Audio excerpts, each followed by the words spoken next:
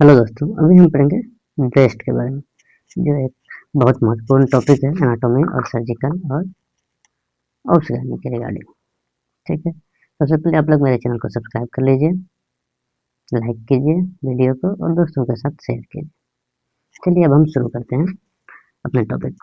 Breast memory gland, it is modified sweat gland. ये एक modified sweat gland होता है, लोकेटेड होता है सुपरफिशियल फेसिया में of the anterior chest wall के सुपरफिशियल फेसिया में ब्रेस्ट लोकेटेड होता है। ठीक है, इसका सरफेस एनाटॉमी एंड एक्सटेंड देखेंगे। एक्सटेंड में देखेंगे, ठीक है, तो ये जो होता है वर्टिकली वर्टिकली जो होता है ये ऊपर से नीचे की तरफ, ठीक है, सेकेंड से सिक्स्थ इंटरकोस्टल स्पेस के बीच, सॉरी सिक्स्थ रिब के बीच में होता है।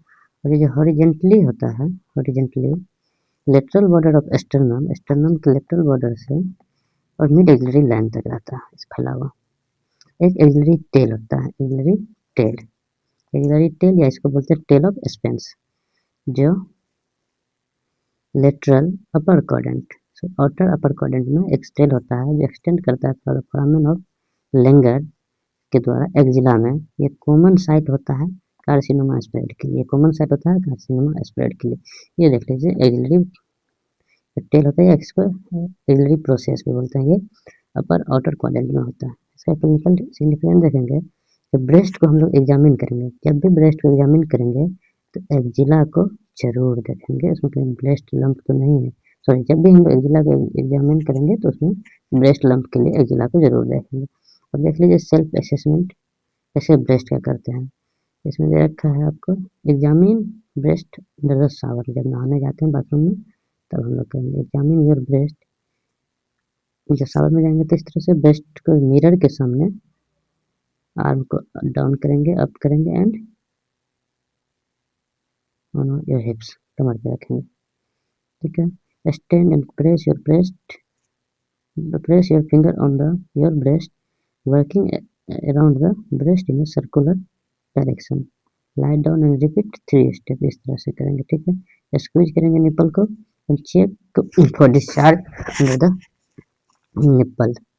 ठीक है, और देख लीजिए क्वाड्रेंट है इसका 12 clock, 3 clock, 6 clock and 9 clock. ठीक है, जो इंटरनल साइड जो होगा mid axillary sorry mid clavicular line के जो अंदर होगा, स्टर्नम की तरफ होगा, वो मीडियल हो जाएगा या उसको इंटरनल कहेंगे। और मिड क्लेविकुलर लाइन के बाहर जो होगा उसको लेटरल कहेंगे या आउटर कहेंगे। इसका भी upper outer upper lower, sorry upper outer upper outer lower outer, upper inner lower inner. ठीक है, और हम लोग देखेंगे ब्रेस्ट में skin and nipple area complex को।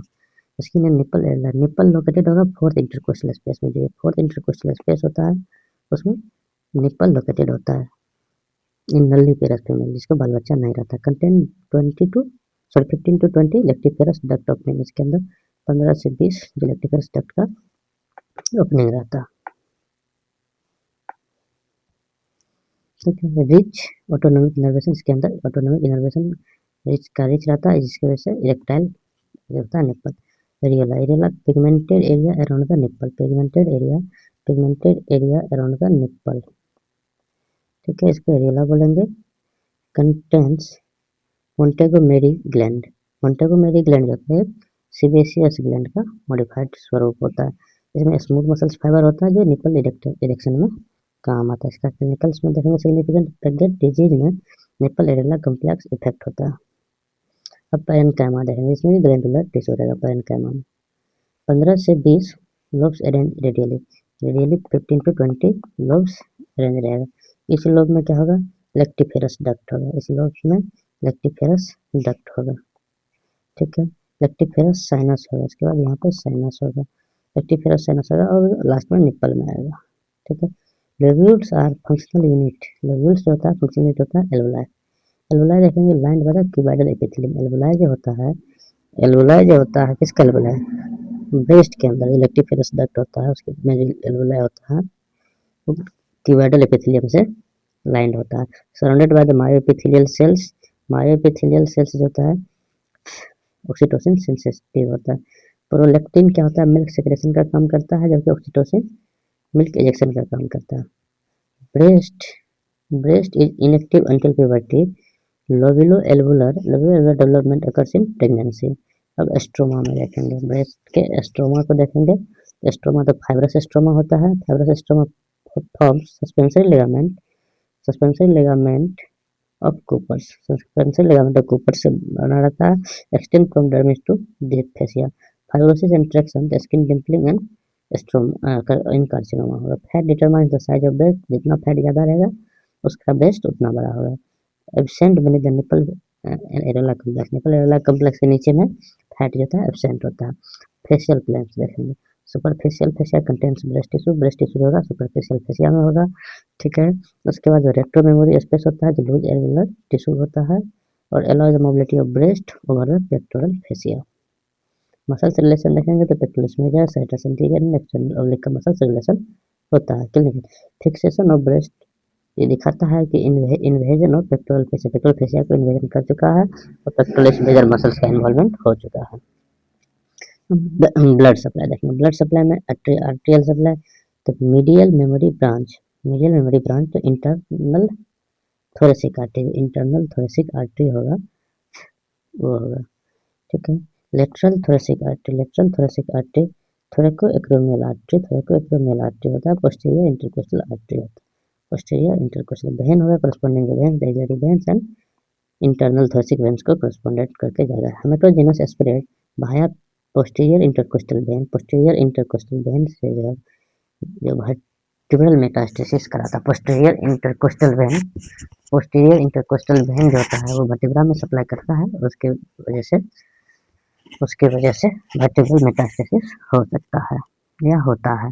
अब लिम्फेटिक ड्रेनेज देखेंगे, लिम्फेटिक ड्रेनेज ब्रेस्ट का बहुत इंपॉर्टेंट पॉइंट होता है क्योंकि इसमें लिम्फेटिक ड्रेनेज के द्वारा ही कैंसर जो है मुख्य रूप से ब्रेस्ट का एक जगह से दूसरी जगह जाता है और इसमें जो हम लोग ब्रेस्ट का जो सर्जरी में मस्टेक्टोमी करते हैं उसमें लिम्फ नोड का जरूर ध्यान रखते हैं हम लोग।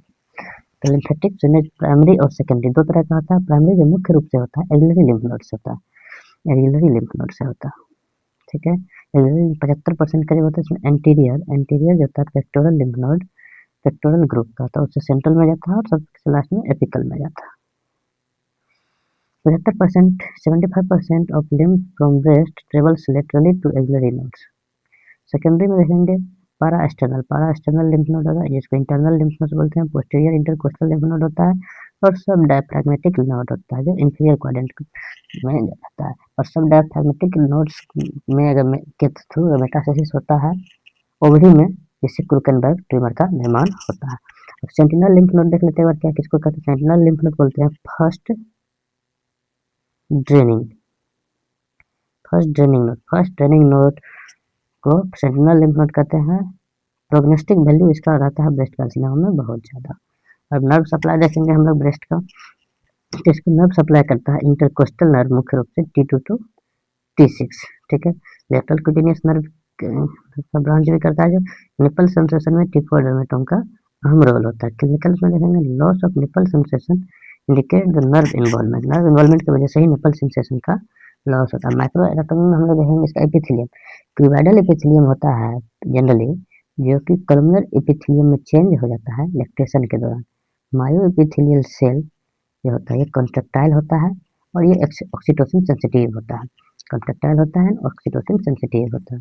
बेसमेंट मेम्ब्रेन ब्रिज कब होगा जब इन्वेसिव कार्सिनोमा इन्वेसिव होगा तब बेसमेंट मेम्ब्रेन ब्रिज होगा। डेवलपमेंटल एनाटॉमी में देखेंगे डेवलप फ्रॉम मेमोरी जिसको मिल्क लाइन बोलते हैं, from axilla to groin, axilla से ग्रोइन तक कहीं भी ब्रेस्ट का डेवलपमेंट हो सकता है। अगर परसिस्टेंस कर जाएगा तो या तो पॉलीमेस्टिया होगा या तो पॉलीथिलिया होगा। अब क्लिनिकल देखेंगे एक्सेसरी ब्रेस्ट टिश्यू में अंडरगो प्रेगनेंसी, जो एक्सेसरी ब्रेस्ट टिश्यू होता है हो सकता है कि वो मैलिग्नेंट चेंज हो जाए उसमें। और एप्लाइड एनाटॉमी देखेंगे कार्सिनोमा ब्रेस्ट में देखेंगे प्यूडी ऑरेंज साइन देखिए ऑरेंज की तरह ऑरेंज के छिलका की तरह हो जाता है। इसमें क्यों होता है, इसमें ब्रेस्ट ऑरेंज के छिलका की तरह ब्रेस्ट दिखने क्यों लगता है, क्योंकि लिम्फेटिक ऑब्स्ट्रक्शन की वजह से। या निप्पल रिट्रैक्शन कब होगा, डक्टल इन्वॉल्वमेंट, डक्ट का जब इन्वॉल्वमेंट होगा तो निप्पल रिट्रैक्शन होगा। मास्टाइटिस और ब्रेस्ट एब्सेस हो सकता है लैक्टेशनल वजह से हो सकता है, गायनेकोमास्टिया समझ ही रहे आप लोग। मेल ब्रेस्ट कार्सिनोमा रेयर होता है बट एग्रेसिव होता है। Most common quadrant for carcinoma upper outer quadrant होता है। Most common lymph node involvement होता है। पेक्टोरल या एंटीरियर एक्सिलरी लिम्फ नोड होता है। निप्पल टर्मिटोम T4 होता है। Breast line superficial fascia, breast line superficial fascia. Thank you दोस्तों, चैनल को सब्सक्राइब करें, लाइक करें।